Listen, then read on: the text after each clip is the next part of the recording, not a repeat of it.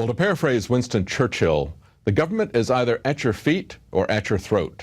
And in some cases, they're in your head. We're talking about weapons of mass control. And we all know that the government is all about controlling us, even though it appears we have less and less control of the government. Joining us today to tell us about weapons of mass control is Dr. John Hall. He's an MD, an anesthesiologist from San Antonio, and he has an amazing story to tell. Welcome, Dr. Hall.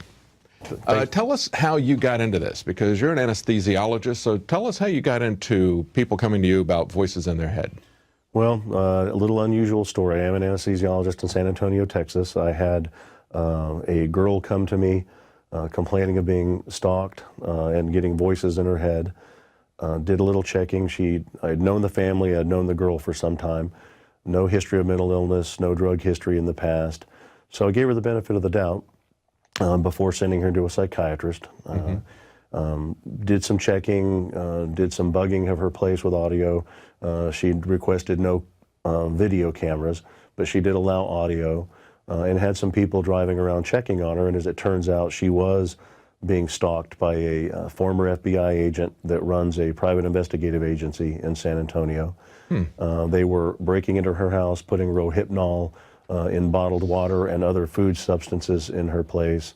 And what does that do, Rohypnol? Rohypnol is a date rape drug. It blocks your memory.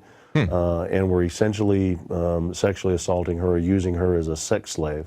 But the interesting thing about the way they were doing it, and which gets into the electromagnetic technology, is they were breaking in, putting Rohypnol in the bottled water, and subliminally controlling her to drink where the drug was placed. Wow. Wow, that's interesting. So when did this happen? What this year? all happened prior to 2006.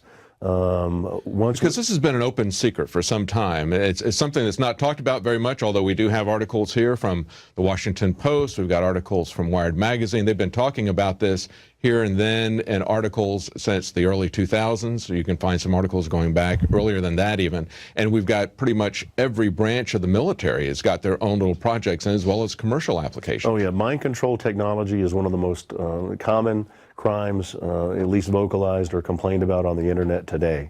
It seems to be getting the least amount of coverage in the major media. Wow. So that's why when we went to the police and had the identities of the stalkers, there's no way to prove the electromagnetic technology, but we could prove the stalking, and we could prove the sexual assault.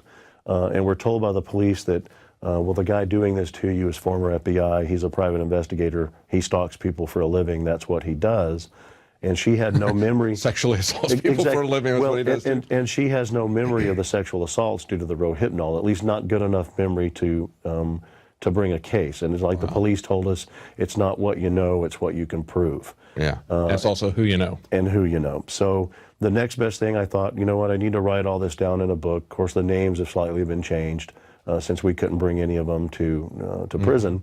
Once the book came out, then I saw that I was immediately inundated with thousands of other people voicing the same complaints of organized stalking, of directed energy weapons attacks, burning, twitching, severe headaches, blurred vision, as well as hearing the voices of their perpetrators in their head or in their surroundings while they're being attacked.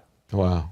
Well, let me go down the list of some of these that I came up with. We've got DARPA has a sonic projector that was reported on in 2007. But of course, it had been around for quite some time before then. Army has something they call voice to skull. We've got the Air Force using microwaves to create sounds at Brooks Air Force Base. We've got the Marine Corps with their Medusa project. We've got the State Department, as reported by the Washington Post in 2005, working on voices implanted in people's heads. We've got a couple of companies, one that has patented something called hypersound. That's American Technologies. Has also got Holosonic Research Labs, also has a patented version. So the military-industrial complex has been all over this. When you see something this wide, this is not just one little research project from one organization. And this is something that 5, 10 years ago, it was being reported on in even mainstream press like the Washington Post, and yet nobody knows about this. Well, the people who follow the internet pretty closely, and certainly the victims of this technology, know about it. But you're right, there's been a lot of research done into how to put voices into one's head. It was found long ago that if you can put a voice into someone's head, you can do several things. If I put a voice that's foreign to your normal thought pattern in your head, that becomes harassment. and the harassment over time will make you display signs of schizophrenia. When you go and tell people that you're hearing voices, we've been patterned to turnkey see that as schizophrenia and not even look to see if there's a legitimate source for it. If I put a voice in your head that's in your voice, and if you pattern a thought, like I tell some of these victims, when you read a book, you're actually hearing your own voice in your head as you read. If I put that voice in your head, then that becomes a thought, and you'll act on those thoughts, and that's how they think that some of this is being used for subliminal control. Wow. I know that in some of these articles I was reading on the mid-2000s, they were talking about how they were using it as the voice of God, as the voice of Allah, because they figured that it was something that they could use. They thought that people that they were going against that were Muslims were very religious, superstitious. And that was used in the field of battle. The Voice of God weapon, which is actually called SQUAD, or Silent Sound Spread Spectrum, was used in the first Operation Desert Storm. That was one of those scenarios where 1,500 Iraqi soldiers disassembled their weapons, got to their knees, and surrendered to 150 Marines who didn't have enough slip ties to tie them all together, because, and this was admitted, that they used SQUAD to put the voice of Allah in their heads to tell them to surrender.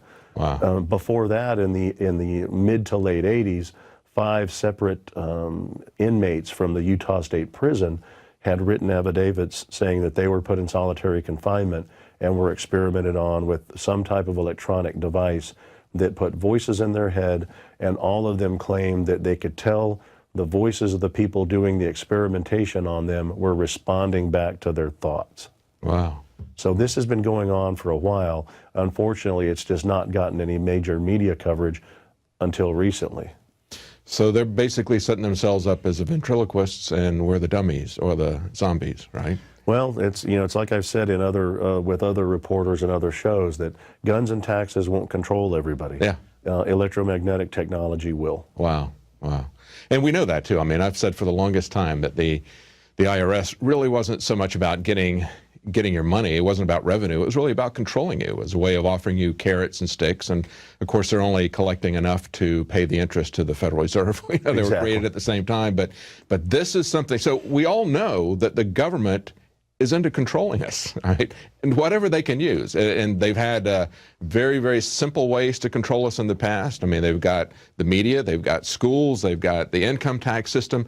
Everything that the government is doing is targeted towards controlling us. So, of course, they're going to have every branch of government working on this type of thing, because that gives them very precise control over what we're doing. Well, and with the new revelations coming out about the NSA, 10 years ago when I first started writing about some of this and getting into this type of science, it did seem sci-fi and it did seem far-fetched to a lot of people, especially a lot of people thought the brain was too complex to manipulate that way.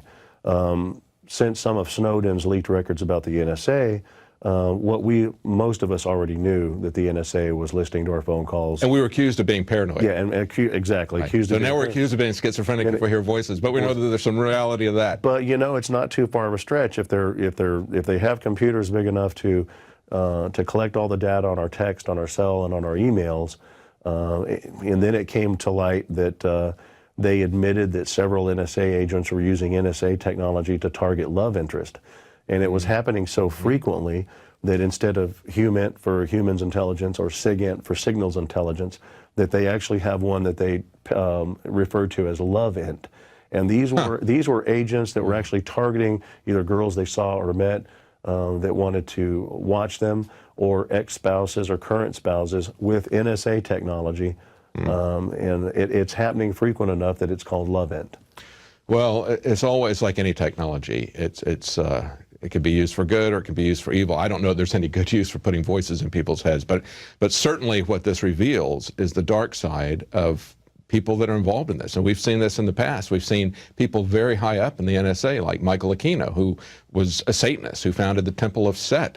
So we know that there's some very dark, I would even say Dr. Strangelove type of characters who are involved in this. So it's really not surprising that that would happen. But we've had some revelations about connections to this, possibly with the recent Navy Yard shooting. Tell us about that.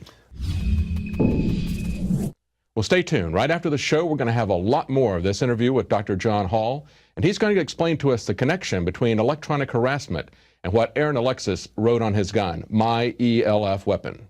Subscribers to Prison Planet TV gain access to all this content and more, and they get it right away. Well, that's it for tonight. We'll be back tomorrow night at 7 o'clock Central, 8 p.m. Eastern.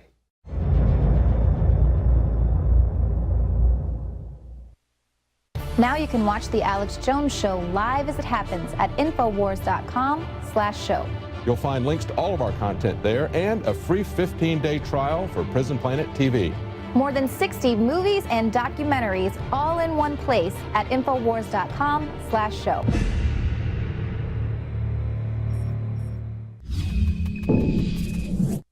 Well, welcome back. We've got the continuance of that interview with Dr. John Hall, and he's going to explain to us what was meant by my ELF weapon.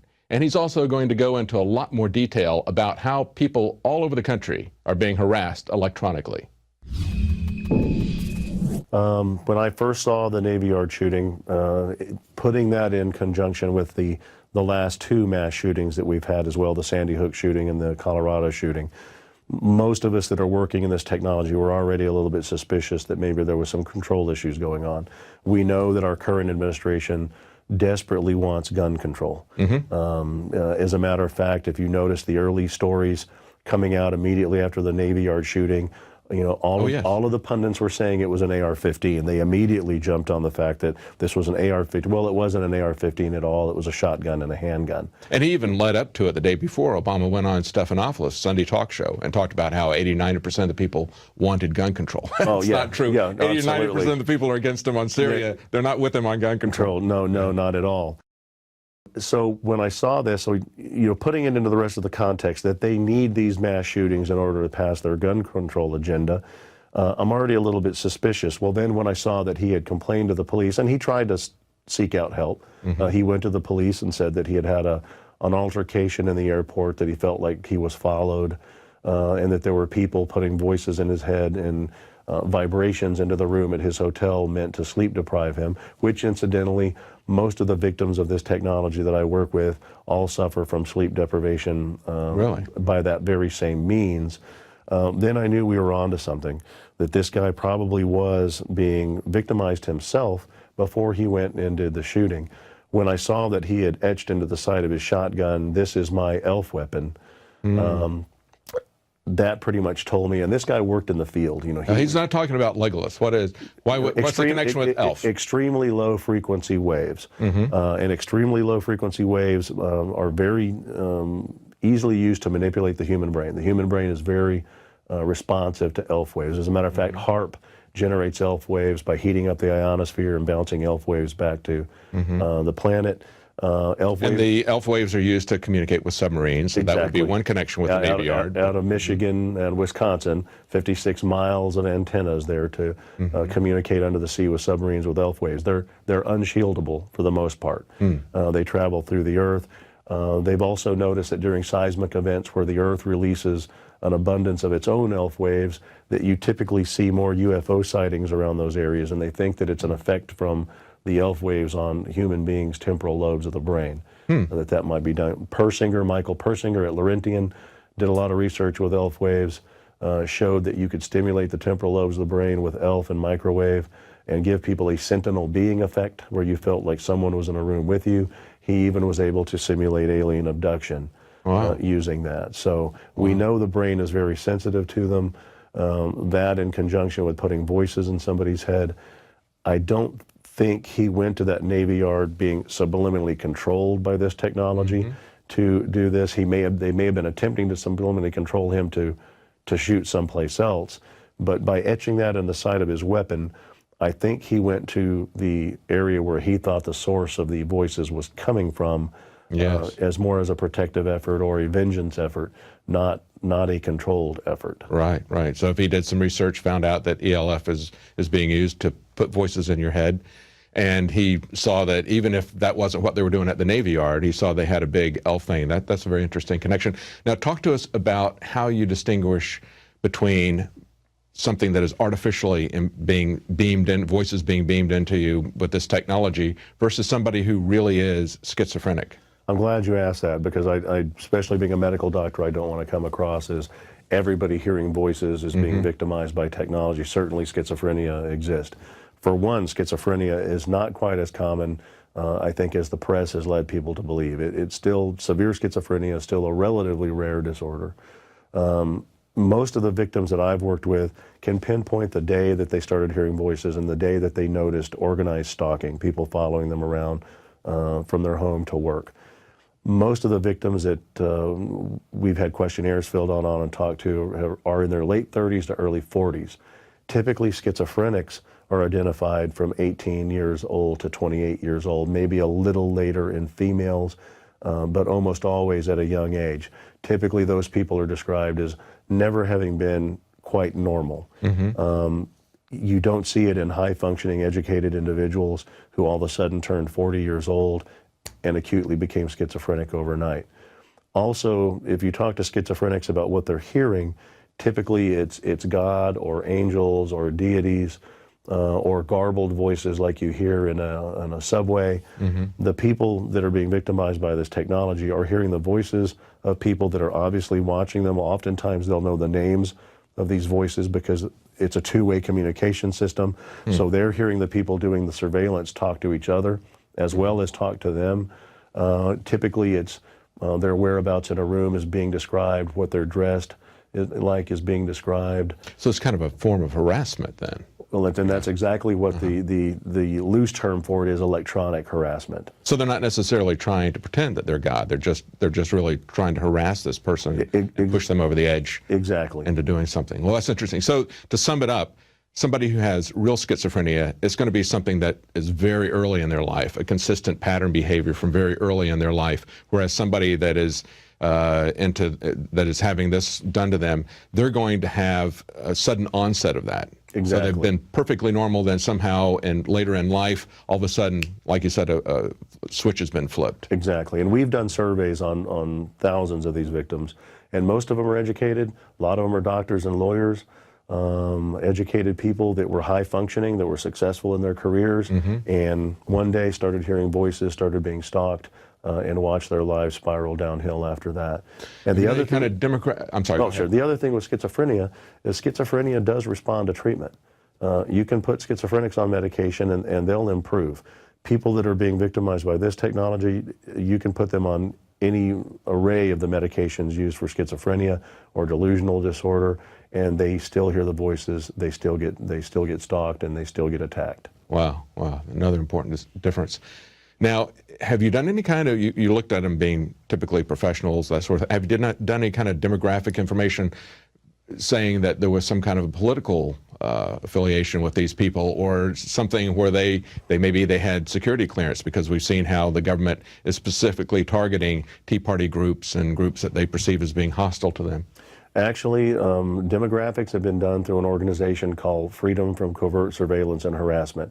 That's one of many human rights organizations that have actually formed to handle the vast number of exponentially growing complaints of this kind of victimization. This is a growing thing. It's not getting better, it's getting worse. Freedom has done, Freedom from Covert Surveillance and Harassment has done surveys to get the demographics. It doesn't seem to have a gender bias, or a racial bias.